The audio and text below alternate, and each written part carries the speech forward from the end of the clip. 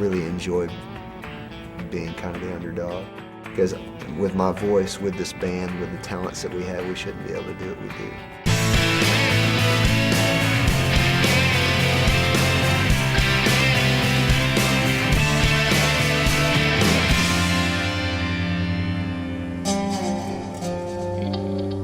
My mom and my dad didn't exactly like each other very much. When I was 5, my parents got divorced. So my mom and my stepfather, we started bouncing around the country, and I saw my dad once a year. But bouncing around the country, I kind of developed this longing for Dad. I didn't know that much about my dad. My mom just kind of kept me sheltered, very sheltered. The world was just kind of closing in on me. So when I had the opportunity to grow into manhood, I moved back to Texas and quickly found out that the Lord wasn't a part of my dad's life. And it also happens that in the world that he was in, there's drug use and stuff like that that can mess with your mind. Before long, I found myself kind of at odds with my dad. I spent a lot of time, man, just scared. Everything that I kind of dreamed of was kind of not there.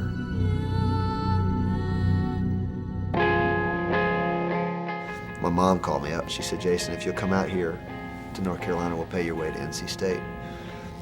And I was like, you know what? That sounds like a great option, a new lease on life. About that time, I kind of caught the bug for real music, you know. I moved out and I was playing my guitar on the beach all the time, hanging out with people and writing songs to express what was going on with my dad and what was going on with my mom and how they were at odds. So I started a band.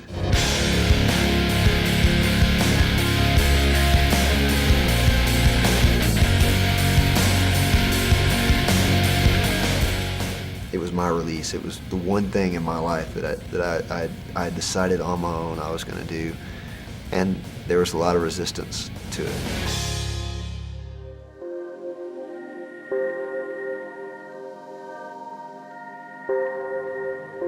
My parents at one point said, "Okay, well, Jason, you can either go to NC State or you can play in your band." It really made me think hard about, am I serious about this? Am I not?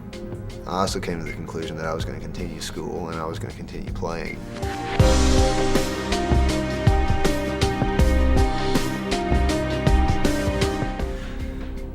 My parents kicked me out of the house and I was on my own. I went to college for one more semester. I was playing basketball and I got assaulted on the courts. And my face got really messed up. I woke up in an ambulance. It ended it for me.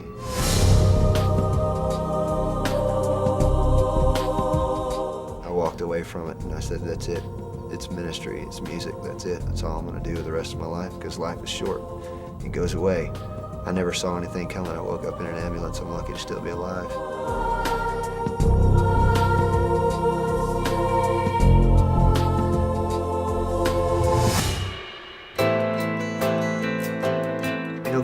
God just orchestrated this masterpiece in my life.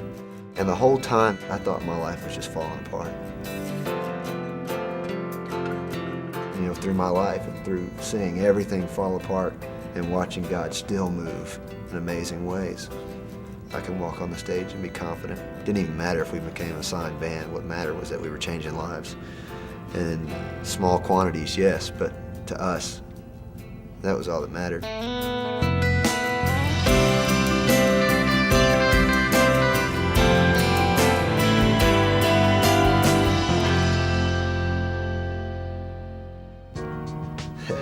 We were at the Dove Awards the other day when we won New Artist of the Year. My grandfather, who's an amazing man of the Lord, he looked down at the stage and he saw Scotty wearing his pants all, torn up. And he's like, I just don't like that. My mom, who, asked me to leave, told my granddad, she said, they had 350 people saved at one of their concerts the other day. She looked at my grandfather and said, when was the last time you had a Southern Gospel concert where 350 kids showed up? To me, that meant a lot, because meant my mom understood.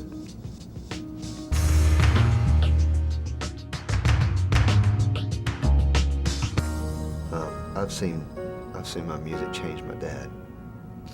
He's the biggest fan on the planet, knows every word of every song. I'll be having a rough day and I'll call him. He'll quote the lyrics to my songs to me, reminding me.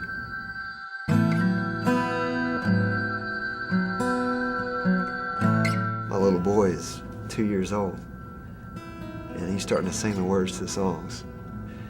Says Daddy when he hears it on the radio.